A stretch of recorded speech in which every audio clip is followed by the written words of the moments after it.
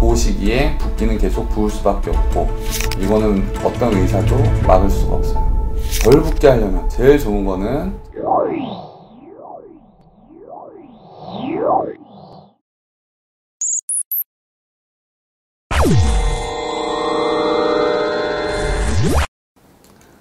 안녕하세요. 나오미 구강암외과의 서백권 원장입니다. 오늘은 안면윤곽 수술 혹은 양악 수술을 받은 후에 얼굴이 많이 붓잖아요.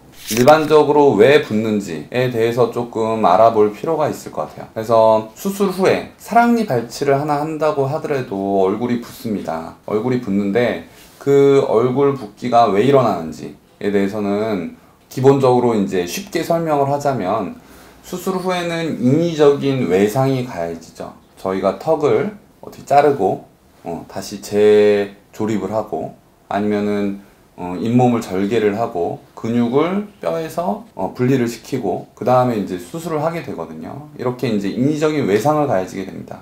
근데 사람이 주먹으로 얼굴을 맞았어요. 권투 선수가 맞아가지고 얼굴이 부어요. 이게 왜 부을까요? 때리게 되면은 그 주위의 조직이 망가지는 경우도 있지만, 망가지게 되면 우리 몸은 저절로 그거를 회복하려는 염증이 만들어지게 됩니다. 이게 영어로 인플라메이션이라고 하는데, 이 염증이 나쁜 게 아니거든요. 사람이 몸에 손상을 입었을 때 그 염증 반응이 일어나야지 회복을 시킬 수 있습니다.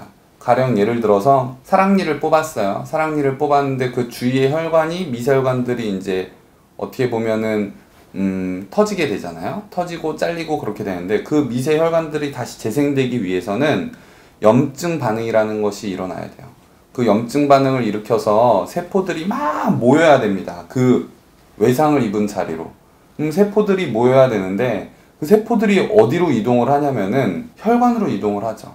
그래서 신생혈관이 주위에 생기게 되고, 그렇게 생기게 되면 그 주위로 염증 세포들 아니면 혈류량들이 모이기 때문에 부을 수밖에 없어요. 그런 것들이 오기 때문에. 그 다음에 또 수술하고 나면 피가 나잖아요. 피가 안 나게 수술할 수 있는 의사는 없습니다. 그러면 그 피가 나면서 생기는 그런 것들이 다 복합적으로 일어나기 때문에 얼굴이 붓는 겁니다. 근데 이 염증 반응은 당연히 일어나야 되고, 그래서 그 염증 반응이 계속 증가되는 시기가 외상을 입은 시기, 그 다음에 혹은 수술을 한 시기부터 48시간입니다. 그래서 이 48시간 동안은 붓기가 계속 증가하는 시기입니다. 유지가 되는 게 아니라 증가하는 시기거든요. 그래서 48시간 동안 붓기가 증가할 수밖에 없고, 증가해야지 외상으로 입은 상처들이 치유가 될 수 있는 기전이 필요한 겁니다. 그래서 48시간 동안 염증 반응이 일어나는 시기, 그 시기에 붓기는 계속 부을 수밖에 없고, 이거는 어떤 의사도 막을 수가 없어요. 자, 그러면은 선생님, 수술 후에 48시간 동안 붓는데 그럼 덜 붓게 하려면 어떻게 해야 됩니까? 덜 붓게 하려면 제일 좋은 거는 첫 번째, 얼음찜질입니다. 얼음찜질은 그런 붓기들을 최소화시킬 수 있는 가장 좋은 방법입니다. 하지만 48시간 이후에는 이제 염증 반응기가 지나고 나서 회복기가 이제 접어들기 때문에 그때는 해주시면 안 돼요. 이 회복기 때는 오히려 차가운 얼음찜질이 오히려 독이 될 수 있습니다. 그러니까 절대 48시간 이후에는 하면 안 되고, 그 다음 줄일 수 있는 방법 두 번째, 압박입니다. 압박. 그러니까 수술하고 나면은 이제 이게 좀 약간 의견이 분분하긴 한데요. 저는 수술하고 나서 이제 페이셜 밴디지라고 해가지고 압박 붕대를 하고 있습니다. 그래가지고 그 붕대 사이로 이제 얼음찜질을 하고 하는데, 이 붓기를 최소화할 수 있는 방법 두 번째는 압박입니다.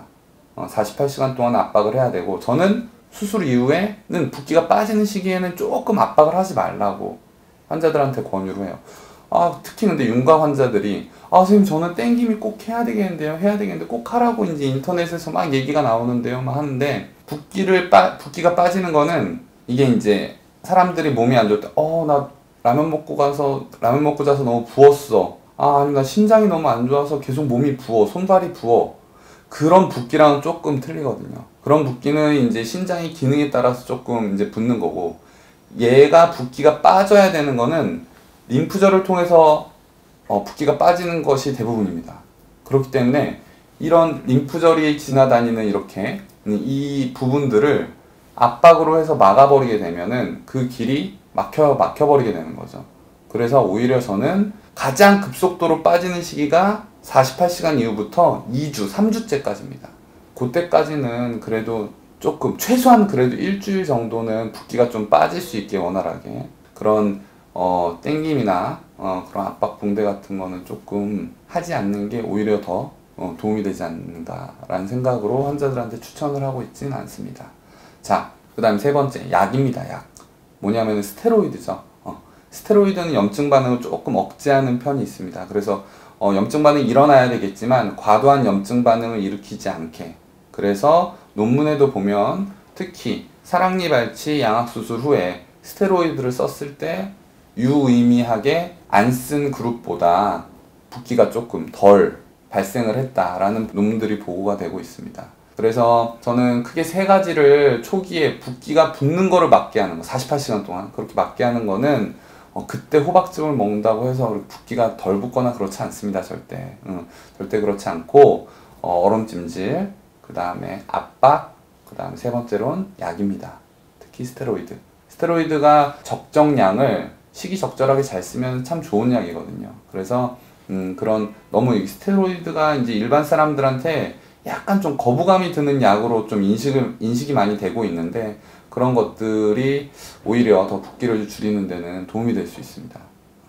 그렇기 때문에 이제 그런 세 가지가 도움이 될 수 있다고 저는 생각을 하고요. 그 다음에 이제 수술을 받고 나서 길게 보면, 이거는 저도 이제 환자들을 보면서 이제 느끼는 거지만은, 절대적인 수치, 요즘에는 이제 3D로 이제 외형을, 볼륨, 이 살의 볼륨을 측정하는 그런 기술들이 많이 발달했기 때문에 그런 기술들로 정확히 봤을 때 붓기가 빠지는 양상을 보면, 첫 번째, 48시간 동안은 최대치로 붓고 그 다음부터 가라앉기 시작하는데 3주째 지나면은 거의 55%에서 60%의 붓기는 빠진다고 합니다. 3주째. 그때가 가장 붓기가 빨리 빠지는 그런 시기고, 3개월까지 가면은 붓기는 20%만 남는다고 얘기를 많이 하고요. 그 나머지 20%는 6개월에서 1년까지 서서히 빠지게 됩니다. 그래서 3주 60% 빠지고요. 3개월 80% 빠지고요. 나머지 100% 빠질 때까지는 6개월에서 1년 정도가 걸립니다. 자, 그 다음에 제가 이제 환자들한테 얘기를 해요. 체지방이 좀 많으면 붓기가 좀 많이 붓는다. 환자들한테 얘기하는데 그게 이제 논문으로도 나와 있습니다. 체지방이 높으면 높을수록, BMI라고 많이 하는데, BMI가 높으면 높을수록 붓기는 더 많이 부어요. 근데 붓기가 빠지는 비율은 똑같아요. 더 빨리 빠져요.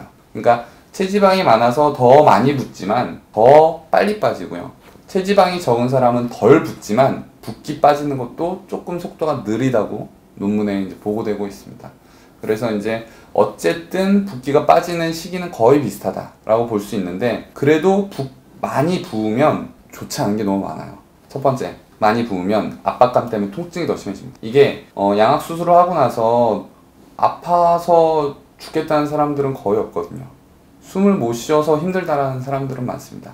근데 왜 멀쩡한 사람들도 코를 막고 숨을 쉬라고 하면 5분을 잘 못 버텨요. 한 2분도 못 버틸걸요. 입으로만 숨 쉬는 게 그렇게 힘듭니다. 근데 특히 양악 수술을 했을 때는 코 점막이 뼈에서 한번 떨어졌다 붓기 때문에 당연히 여기도 염증 반응이 일어나서 붓기 시작합니다. 붓기 시작하는데 48시간 동안 계속 붓죠? 수술 끝나고 나왔어요. 선생님 저 코로 너무 잘 쉬는데요. 쉴만한데요? 라고 이제 얘기를 하다가 그날 저녁이 됩니다. 선생님 코로 점점 숨쉬기가 힘들어져요. 그 다음날이 됩니다. 선생님 코로 못 쉬겠어요. 힘들어 죽겠어요. 라고 이제 얘기가 나오죠. 그게 이제 코 점막이 계속 붓기 때문에 그렇거든요. 그런 체지방이 높은 환자들은 더 많이 붓기 때문에 그런 코 점막도 당연히 더 많이 부을 수 있습니다. 그러니까 더 숨쉬기가 힘들고, 그 다음에 수술을 하면은 더 많이 부으면은 얼굴 쪽에 그 압박감이 통증으로 느껴오는 경우가 대부분입니다. 뼈가 부러져서 아파요, 뼈가 잘려서 전혀 그렇게 통증을 호소하는 사람은 없어요. 그 압박감 때문에 욱신한 그런 느낌이 통증으로 다가오는 경우들이 많기 때문에 붓기는 최소화하는 게 상당히 좋습니다. 이런 게 팩트입니다. 진실이고 논문에 보고되어 있는 내용을 제가 이제 설명을 드린 거고요. 지금까지는 이제 수술 후 붓기가 왜 생기는지, 그 다음에 붓기가 어떻게 변화하면서 빠지는지, 그 다음에 논문들에 나와 있는 그런 그런 진실에 대한 것들, 연구 결과를 통해서 나온 그런 진실에 대한 것들을 한번 알아보았습니다. 다음 시간에는 그러면은 이런 붓기들을 빼는 데 있어서 너무나 많은 스스로 붓기 관리하면은 너무나 많은 광고들, 너무나 많은 정보들이 이제 인터넷에 많이 나와 있는데, 그런 것들을 몇 가지를 추려서 이게 과연 맞는지 틀린지, 아니면은 환자마다 좀 틀린지에 대해서 한번 알아보는 시간을 다음 시간에 갖도록 하겠습니다. 지금까지 나오미 구강암외과의 서백건 원장이었습니다.